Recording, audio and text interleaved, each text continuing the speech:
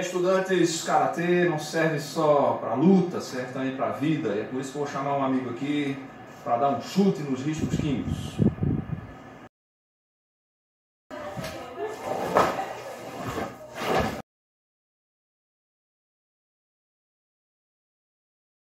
Oi, gente, vamos começar então aqui a tratar do risco químico. Gostaram aí da abertura? Vocês vão ver o fechamento, vai ser mais legal ainda.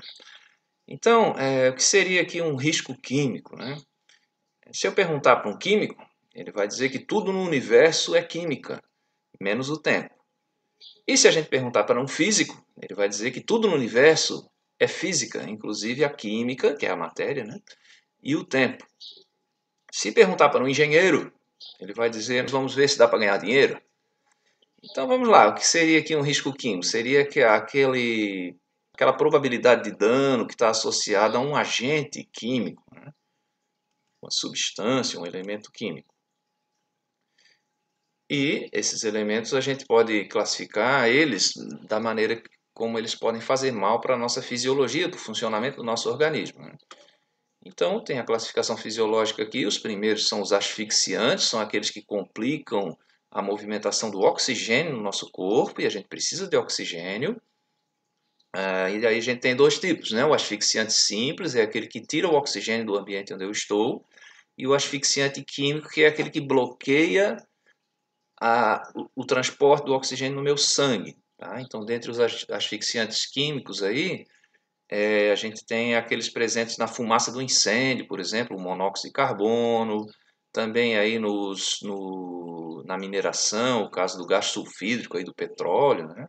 Vai se combinar com o meu sangue aí e não vai deixar o oxigênio ser transportado no meu organismo, né? E os asfixiantes simples, o caso clássico é o CO2, né? Que é primo do CO, né? Do monóxido de carbono, mas agora sim o dióxido de carbono, ele consegue expandir e expulsar o oxigênio do ambiente. Por isso que a gente usa extintor de incêndio, né? O extintor de incêndio aí para o combate ao fogo em equipamentos elétricos, né? Então tem que tomar o cuidado aqui, porque sem oxigênio vou padecer, né? Também os anestésicos são aqueles que vão interferir, também conhecido aí como neurotóxicos, né? Vão interferir no meu sistema nervoso central, né? O caso do álcool, né? Os vapores orgânicos, a maioria deles aí, vão complicar o funcionamento do meu sistema nervoso central, e aí o meu coração pode parar, por exemplo. E também os irritantes, aqueles que conseguem causar danos aos meus tecidos, por exemplo, os ácidos que podem nos queimar, né? Aquela sensação da cebola, né? Que vai provocar ácido sulfúrico, né? No meu olho aqui, ácido sulfídrico vai se transformar em ácido sulfúrico e faz a gente chorar, né? Então, provocam alergias também pode complicar a nossa vida aí, os irritantes.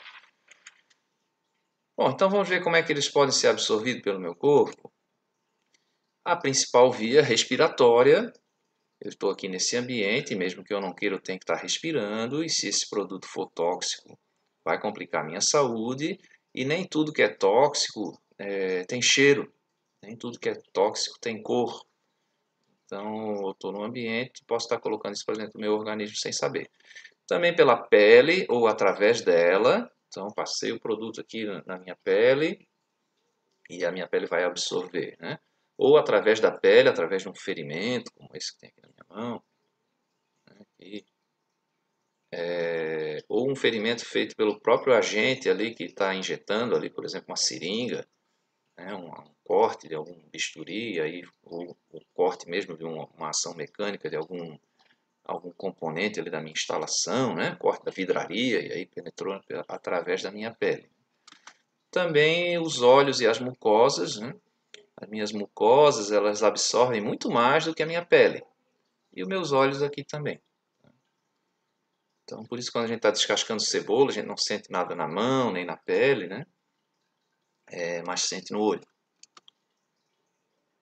E também a via digestiva, de eu comer, né? Eu ingerir uma coisa contaminada, ou com a minha mão eu contaminar o alimento. É por isso que é proibido comer em ambiente de laboratório, né? E está me contaminando. Um exemplo clássico aqui, ninguém come veneno, né? Por por opção, né? Mas o caso clássico aqui é o agrotóxico, né? Eu posso estar ingerindo junto com o meu alimento. E a via parenteral é de mãe para feto. Tá? Então imagina a mãe que é fumante ou é uma fumante passiva, o que ela respira vai para o sangue dela e vai também passar pelo sangue do bebezinho que está lá no seu útero em gestação. A preocupação aqui. Então, como funciona isso dentro do meu organismo, né? Por que que a gente acaba tomando às vezes uma cerveja, né? Quem é adulto aí com muita responsabilidade, né? Toma uma cerveja e a cerveja vai para o meu estômago, mas eu fico com o bafo, né? Fico aqui no exalando vapores, né? Esse vapor não está vindo do meu estômago. Tá? O que que acontece? O álcool vai ser sintetizado no meu organismo, eliminado uma parte pela urina, outra parte pela minha respiração, pelo meu pulmão. E aquele bafômetro, né, agora estão chamando de etilômetro, né, na verdade ele não mede álcool, ele está medindo um produto da metabolização do álcool no meu organismo. Quando sopro lá, não está medindo quanto de álcool tem, mas quanto desse produto da reação do meu organismo ao álcool está sendo gerado. Então imagine aqui um contaminante atmosférico, né? Eu respirei, se ele chegar até o meu pulmão, nem todo contaminante chega no pulmão, a gente vai ver já mais para frente, né? Ele pode fazer um prejuízo ali para o meu próprio pulmão, ou ainda, se ele for solúvel no sangue, ele vai dar a volta no meu corpo em 1 minuto. Tá? É o tempo suficiente para o meu sangue recircular. Tá? Então, claro que dependendo do produto, ele vai ter mais predileção para atacar um determinado tecido ou outro. Tá? Então, pode atacar o meu fígado, meus rins, pode atacar o meu próprio pulmão, pode atacar o meu pâncreas. E isso pode se dar de maneira instantânea ou de maneira cumulativa, o efeito desse ataque. Né? Então vamos falar aqui dos contaminantes atmosféricos, porque a via respiratória é bem preocupante, né, para a minha vida aqui. São esses agentes químicos que estão suspensos no ar, né, e têm ação deletéria, pode provocar doença. O caso aqui da fumaça, né? Fumaça ela não é exatamente um elemento químico, né? um composto químico, ela é uma mistura de vários compostos, particulados sólidos, vapores, gases, e está em suspensão no ar. Como é que poderia classificar esses contaminantes atmosféricos de uma maneira física? Pronto, ele pode ser um particulado, partículas sólidas ou líquidas que estão suspensas no ar, né? Então ele tem que ter um diâmetro pequeno o suficiente para ele conseguir ficar em suspensão. Também os gases são aquelas substâncias que nas condições normais de temperatura e pressão, que é 1 atmosfera e 25 graus Celsius, está no estado gasoso. Tá? Então, essa distância entre as partículas, né, é que vai definir o estado da substância. Então, entre os gases, a gente tem partículas moleculares que estão numa distância grande umas das outras. Tá? Não é exatamente um aerodispersóide, porque essas partículas são muito pequenininhas mesmo. E os vapores, né, são aquelas substâncias, aqueles elementos ali que normalmente são sólidos ou líquidos, mas eles têm uma fase vapor. É o caso ali do vapor de naftalina, né? O caso aí do vapor de gasolina, do próprio vapor d'água, né, que normalmente é líquido. Pode ter uma fase gás, tá? Então eu trouxe essa figura aqui para mostrar o tamanho das partículas. Então tem ali um cabelo humano, dá para ver até as ceramidas ali do cabelo, né? E uma partícula de poeira ali, de areia fina de praia. Ó. A areia fina de praia ela é mais grossa que um fio de cabelo, 90 micrômetros, né? Microns de metro. E o cabelo humano tem entre 50 e 70 micrômetros, né? E as partículas respiráveis, aquelas que chegam até o nosso pulmão, elas têm menos do que 10 microns. Então, por exemplo, o pólen, né, a poeira fina, mesmo o mofo. Então está aqui nessa região ali do cabelo. Vou passar o mouse para vocês verem. Essa região aqui, né? São várias, 10 microns, né? Várias, dá para dar um contorno aqui. Então essas chegam até o meu pulmão, né? E como é que a gente sabe qual que chega e qual que não chega? Como é que o meu organismo filtra isso, né? Existe um mecanismo aqui, a própria umidade. Existem cílios, existe o muco que vai reter e trazer de volta, né? Os cílios vão trazer de volta, expelir através do espirro, da própria respiração, da formação de material sólido aqui no meu nariz, se livrar dessas partículas maiores, né? As menores vão chegar até o pulmão e são mais complicadas. Esses aerodispersóides são os particulados sólidos, né? E líquidos, né? Eles podem ser classificados assim, ó. Os sólidos aqui são poeiras e fumos. Então, os que preocupam mais a gente são esses que têm menos de 10 microns, chegam no pulmão, né?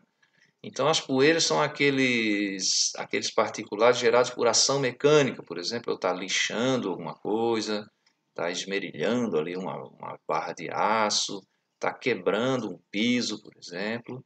Então, a geração desse particulado aí, mecânica, produto da geração mecânica, a gente chama esse particulado de poeira. E quando é gerado por condensação de algo que foi vaporizado, a gente chama de fumo. É o caso dos fumos metálicos, da fuligem, né? Do processo aí de soldagem, por exemplo, processo aí de fundição. Normalmente as poeiras têm formato anguloso e os fumos têm formato esférico. Então as poeiras podem ser de origem mineral, caso da sílica cristalizada, origem vegetal, poeira do algodão, do milho. Animais também, aí, por origem animal, caso dos pelos, do couro. E as fibras, né, a origem aí sintética e os polímeros, por exemplo. Deixa eu sair aqui, polímeros. E dentre os líquidos a gente tem as neblinas e as névoas. Qual a diferença? Todos os dois são particulados líquidos em suspensão. Mas a neblina se originou da condensação de um vapor, e aí eu vou formar um particulado líquido. E a névoa ao contrário, a névoa é quando eu parto do líquido para o particulado. No caso aí de um spray, de um aerosol. Tá? Então a neblina lá de condensação, ali o caso é neblina de água mesmo, né? Pronto, então o caso da névoa, né, seria aquele agente que é normalmente líquido. E aí eu posso também transformar ele num particulado líquido, né? No caso aí do spray, do agrotóxico, da pintura por pistola.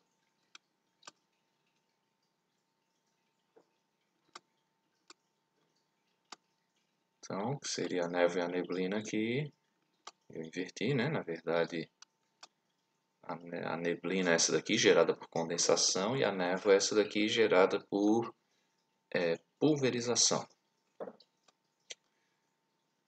A poeira, né, um dos aerodispersóides aí sólidos, né, ela pode chegar a várias estruturas anatômicas, né? Então, assim, a poeira mais grossa, que a gente chama assim, o diâmetro de partícula maior, ela vai agir só aqui nas vias aéreas superiores. Então, o nariz, a boca, a nasofaringe, né, a laringe. Diz que ela é extratorácica. Então, mas essa já pode me causar irritação do septo nasal, alergia para quem é mais sensível, né?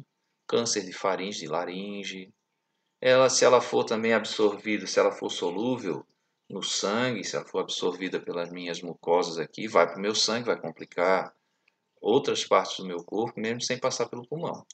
No caso da partícula mais fina, ela consegue chegar aos brônquios e os bronquíolos, né? A gente chama de torácica. E na região, aquela que chega mesmo até o alvéolo, que seria lá a região de troca de gases, onde meu sangue está trocando gases com a parte externa do meu corpo, né? A gente chama de poeira respirável, né? Então lá é que vai causar as pneumoconioses, né? Aquela doença do mineiro, o enfisema pulmonar e o câncer também. Então aqui está muito fraquinha a nossa figura aqui, mas assim, a partícula que tem entre 100 e 50, entre 50 e 100 microns, né, milésimos de milímetro, ela fica na parte superior, tá? Parte respiratória superior. A partícula um pouquinho maior chega na parte torácica, essa é a entrada do pulmão ali. E a partícula fina, até 10 microns, né? Menor do que 10 microns, menor ou igual a 10 microns, chega no alvéolo. E é mais complicado, ele não consegue filtrar ela, né? Para chegar lá no minha região de troca de gases.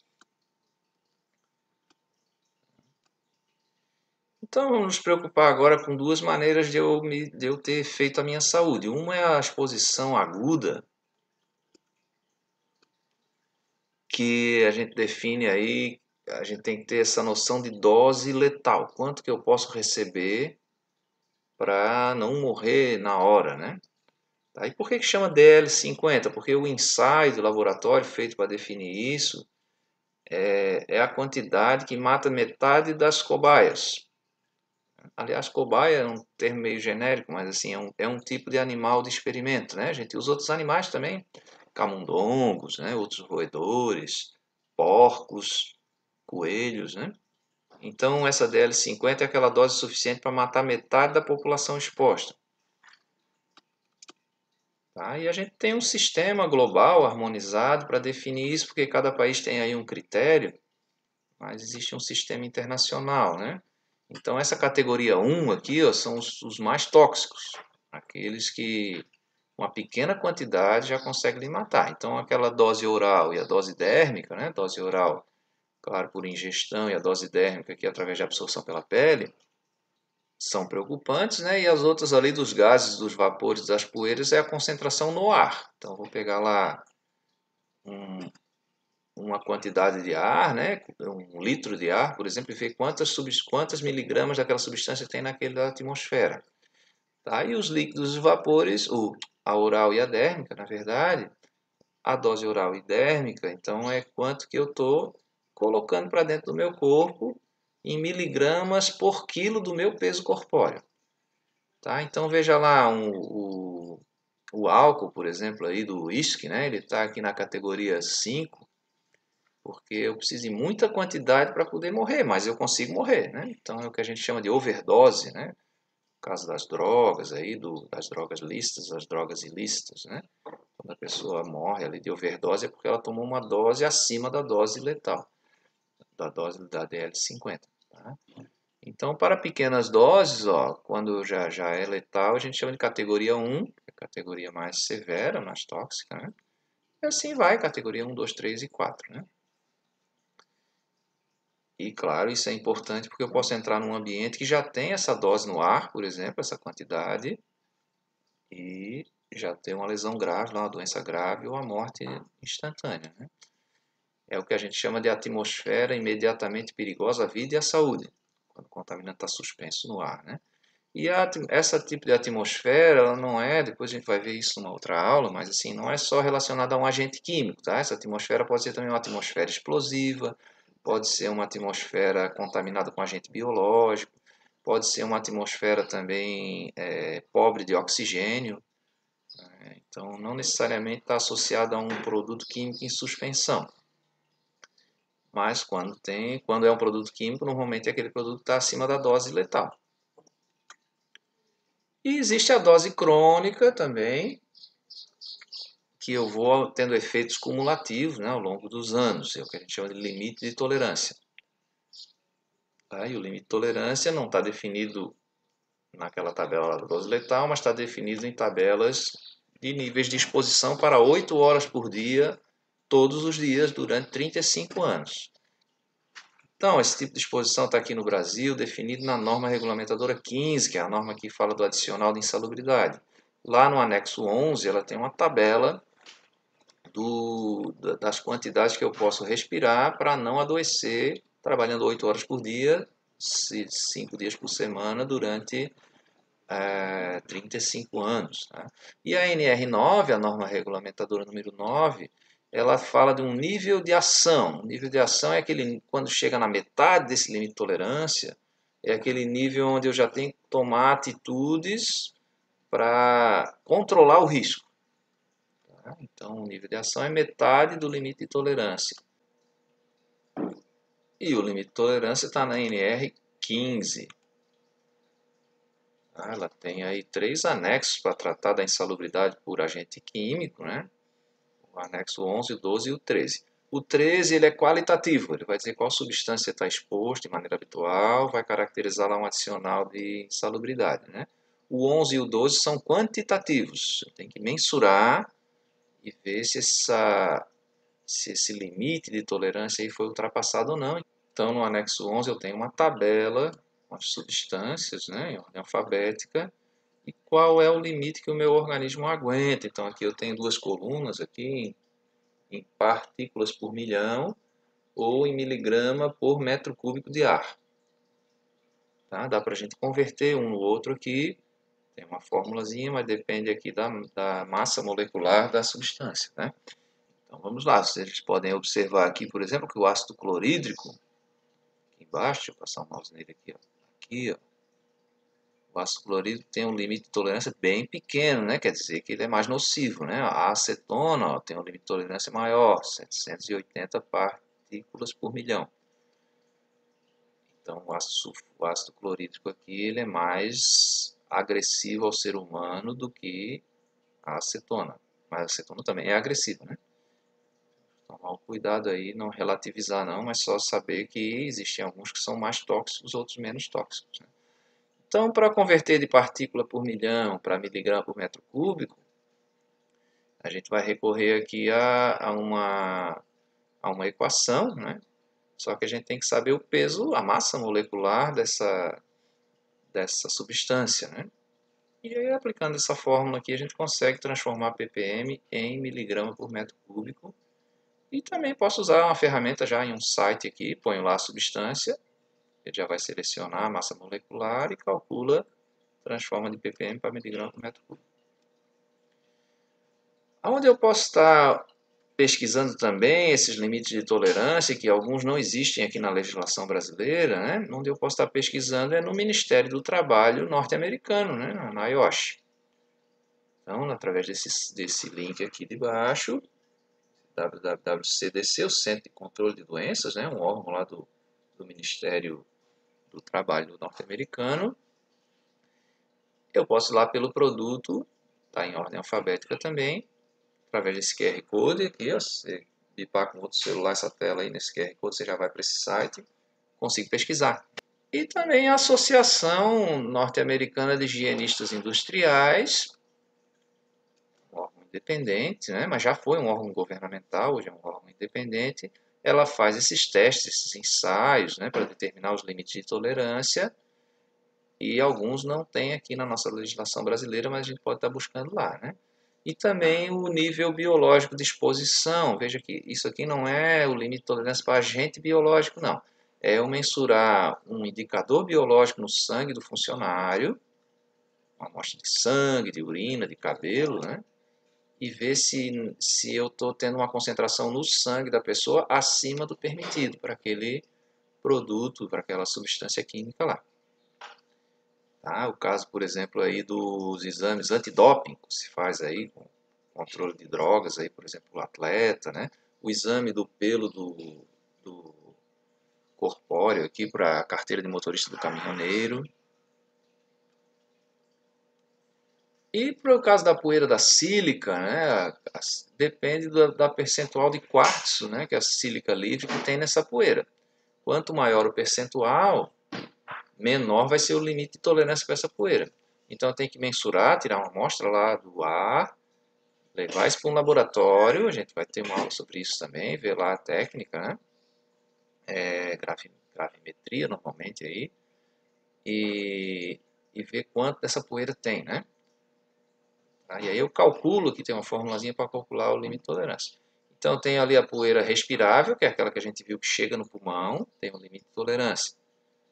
E para a poeira total, quando tem a partícula mais grosseira com a fina, tem ali um outro limite de tolerância. Tá? Então a gente tem um jeito de separar essa poeira, a gente vai ter uma aula sobre isso, né? Como avaliar a poeira no ar. E aí eu vou ter dois limites de tolerância.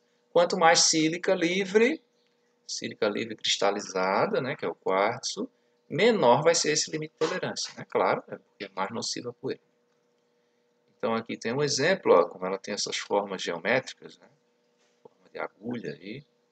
Então, aqui tem uma escala aqui embaixo dizendo o tamanho, né? Ó, essa pequenininha aqui, deixa eu pegar com a minha mão. Ó, esse pedacinho aqui equivale a 10 microns. Então essa partícula aqui em cima tem uns 30 microns, né? Então depende muito aí do diâmetro de partícula, se ela vai chegar ou não no meu pulmão. Agora, como é que é o diâmetro, se isso aí não é uma esfera, né? Como é que eu posso dizer diâmetro? Existe uma fórmula também para você calcular o diâmetro aerodinâmico, que é a função dessa geometria dela aí. Eu calculo uma esfera equivalente a essa partícula. Então veja aqui, ó, esse foi um trabalho que eu fiz na duplicação da BR-101, trabalhando como engenheiro de segurança, aqui nesse trecho que vai ali de Ares, né, até lá a Paraíba, né, até João Pessoa. Então isso era uma mina de extração de granito, estão perfurando aqui para colocar explosivo, né, para poder extrair o granito e depois poder moer esse granito para fazer o concreto da duplicação, lá da pavimentação, né. Então aqui eu tenho geração de poeira. Durante a explosão também tem, né, geração mecânica. E o asbesto, conhecido também como amianto, né, já foi proibido aqui no Brasil. Ele depende, aqui no caso do asbesto crisotila, 2 fibras por centímetro cúbico. Mas esse diâmetro tem que ser menor do que 3 microns e o comprimento maior do que 5 microns, para formar as agulhas, né? Proporção de 3 para 1. Então tem que tirar uma amostra dessa poeira e em laboratório avaliar isso. O tamanho, a concentração dessas fibras aí. No caso do manganês, um outro minério, né, aí eu tenho 2 limites de tolerância. Um limite para extração e para o beneficiamento, lá na mina, né, na mineração lá, e outro limite para fabricação e metalurgia. Então veja que na fabricação o limite é mais rigoroso, né, ele é menor esse limite, né, é menos tolerado. Né. Então aqui eu tenho uma mina lá, manganês, e aqui o manganês se usa como elemento de liga para chapas de aço, dá algumas propriedades aí desejáveis aí para chapas de aço. No caso aí da estampagem, para fabricar automóvel, fabricar aí a linha branca, né, eletrodomésticos, máquina de lavar roupa, eu tenho que ter aí o manganês. Né? Então, lá nesse processo de fabricar essas chapas, eu vou ter ele suspenso no ar. Então, só posso ter 1 miligrama de manganês para cada metro cúbico de ar coletado. Ok, vamos terminar aqui a etapa 1, então, essa questão de conceito, de caracterização, né? Vamos ter várias aulas essa semana sobre o risco químico. Vejam aí o fechamento dessa aula, que eu trouxe aqui um profissional do Karatê para fechar essa nossa aula. Muito obrigado.